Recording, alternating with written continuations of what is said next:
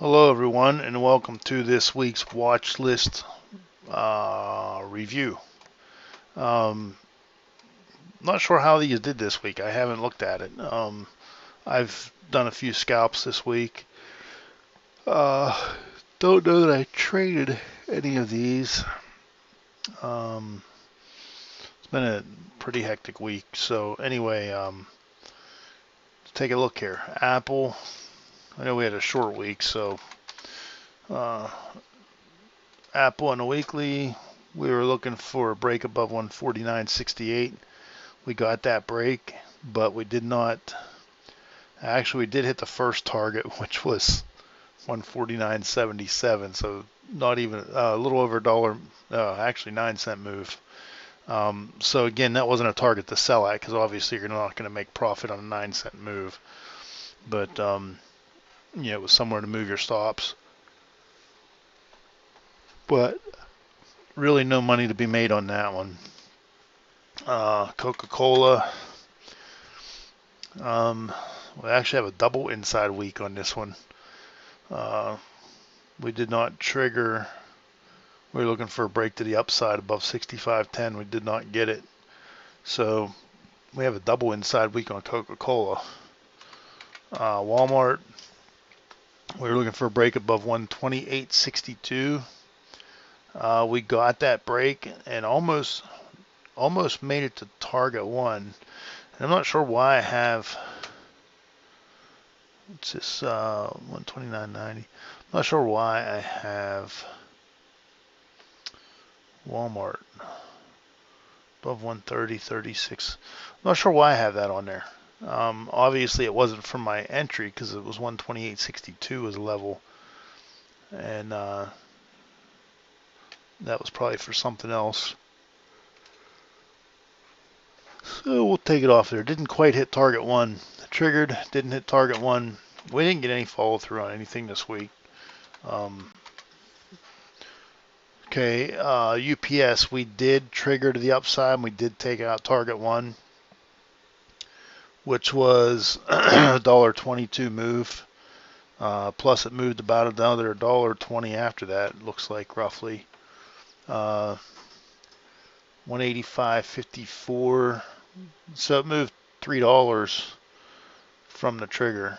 So UPS would have been a good move. And then we had the SPY Qs. We broke to the upside, and that was it.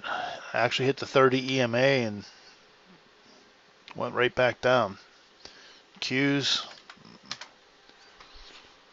same thing. We went up, almost hit the 30, and came right back down. So, yeah, just no follow through. SQ we had for the pivot machine gun, nothing on that either. I'm not even sure if it broke to the upside. 90.99 and 90.60. So we didn't even trigger to the upside. Didn't even break. We had an inside week this week on Square. So that was pretty much it for this week. Oops, I had NVIDIA on here too. NVIDIA. I don't know if I showed this in the video the other day. I had NVIDIA on a weekly reversal.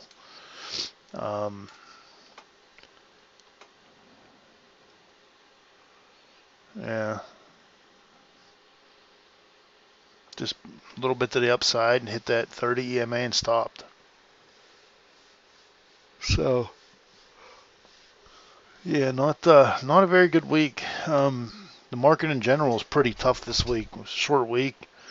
Kind of thought maybe we would see some. Go back to SPY.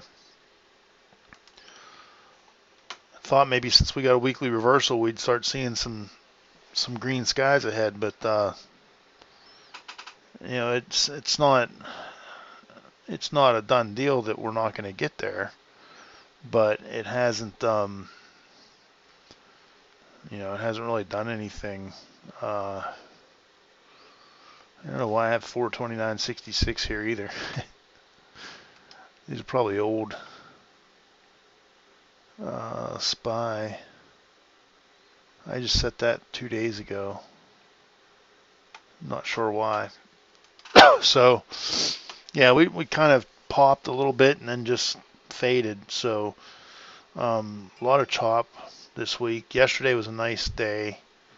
Um, Show you what I missed out on yesterday. Uh, Yesterday, I actually had roofers show up yesterday, and roofer showed up at my house, and I ended up not doing any trading um, until in the afternoon. Hold on, setting off my notifications on my security system because it's going off like crazy. Must be somebody outside my house moving around. But so roofers were here yesterday morning, and so I took the morning off work, and I set both of my accounts to auto trade QQQ on breaks that are triggered by my script. And this is my chart, and right here was a trigger to enter calls. The problem is it didn't enter, and this is the reason it didn't enter. My script also requires that the 10 EMA be greater than the 30 EMA, and on this particular candle it wasn't. The next candle it was. Had this triggered, there goes all my, I had them set to auto buy, they just expired. Had this triggered today or yesterday, I had my exit set to, now I would have entered at what's the entry here, 307.26 was the open. I had it set to exit on a 10-minute chart, and when you see a change in color of this, that's when it would exit. So it would have exited right here. So what I say, 307.26 I think was the entry.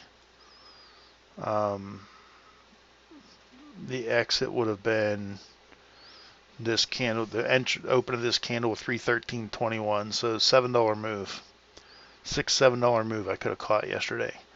Problem is it didn't enter because the 10 was below the 30 on that candle. You can, I'll zoom in a little bit so you can see a little bit better. Right here, the white one is the 10, blue one is the 30, so it was still below it. That's a 10-minute chart. Let's go back to the 15. Right here. The 10 is the white, the blue is the 30. The very next candle, if this would have happened one candle later, see when this line changes here. Let me get rid of these. I don't want to remove them. Let me just silence them. Make it a little bit easier to see. When this is red, this will trigger. If it's below the if the 10 is below the 30, when they get a red trigger, it'll enter. And the same for green, the calls to the upside if the 10 is above the 30. But you can see without the lines here, looks great. But basically when this line's red, it's downside. When it's yellow, it's neutral. When it's green, it's to the upside. So I changed the script today to, this is basically a 20 EMA. Basically just 20 EMA. Obviously the 20 EMA doesn't have different colors like this, but if you lay a 20 EMA over top of this, it perfectly follows it. So what I did today was change my script to enter if the price is greater than, enter calls if the price is greater than this moving average line, and enter puts if it triggers red and price is below this. It did enter today. It didn't work out. It entered, I believe, right here. Um, so it entered right here. Didn't work out. Ended up stopping out because as soon as it turned yellow, it exited. So entered would have entered right here and exited. I believe. I think it would have been the opening of this candle. I could tell you here. Let me see what times it entered and exited. You open up my mobile app.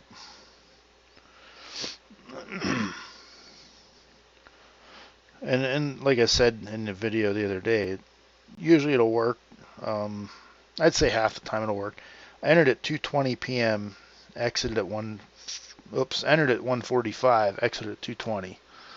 So entered at 1:45, which was the opening of this candle. Exited at 2:20 because I have it set to exit on a 10-minute chart. Exited at 2:20, which would have been the opening of this candle. So if we go back to the 15, we can kind of guesstimate where it exited. Just after this candle opened, because this candle opened at 2:15, I exited at 2:20.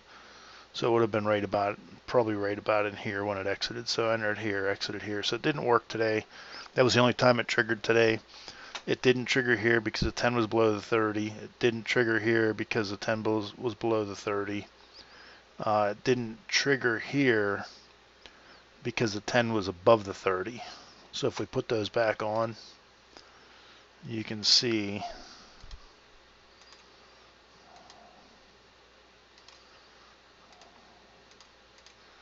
the 10 was above the 30, so this one did not trigger.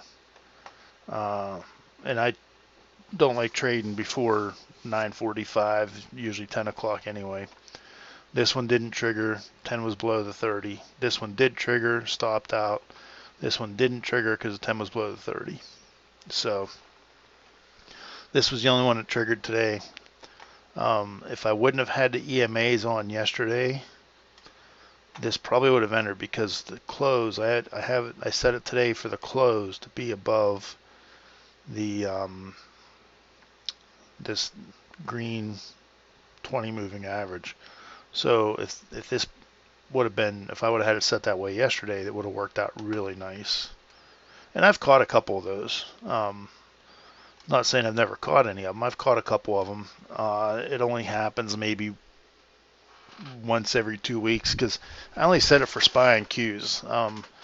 I don't set it for other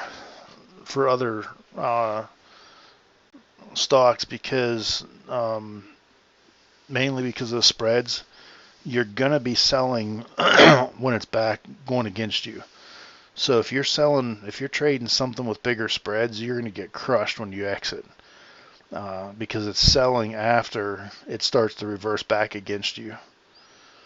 So for that reason, you don't want to trade something like, I don't know, what is it? Snap maybe has a big spread. Anything with a big spread. You don't want to trade anything with a big spread using this. So I only set it for SPY and Qs. I may change it later. Every once in a while I'll set it for Apple, but because there's tighter spreads on Apple too. But you definitely want to only use this on stuff with tight spreads. So you can use it for entries and exit manually if you want. And what I usually do is, I'll buy 2 contracts. I'll sell one manually when I'm up maybe 20-25%. I'll sell one manually, and I'll just let the other one ride. But so anyway, thanks for watching. Tough week this week. Hopefully next week gets a little bit better. When I say tough week this week, I mean I think I might have been slightly red for the week. Not too bad. But it's not like it was a bad week. It was a short week, and there was just a lot of chop. Yesterday was the only good day we really got to trade, and I didn't get to trade because I was busy with other stuff. So I really didn't have any decent trading days this week to really do anything. So if I would have been sitting here watching this yesterday at my desk, I would have entered this manually, just because I know that the 10 was going to cross the 30. So I would have entered it manually right here. Number one, we're really close to the 10 EMA. Number two, I knew the 10 was going to cross. In fact, when this candle opened, it would have already been crossed. So I would have entered this manually. I probably would have got out about here because of previous highs here, the pivot high. But I still would have made money. But anyway, thanks for watching. I'll run some scans later on this weekend and get a video out for you for next week. Hope everybody had a better week than me. So see you guys later. Bye.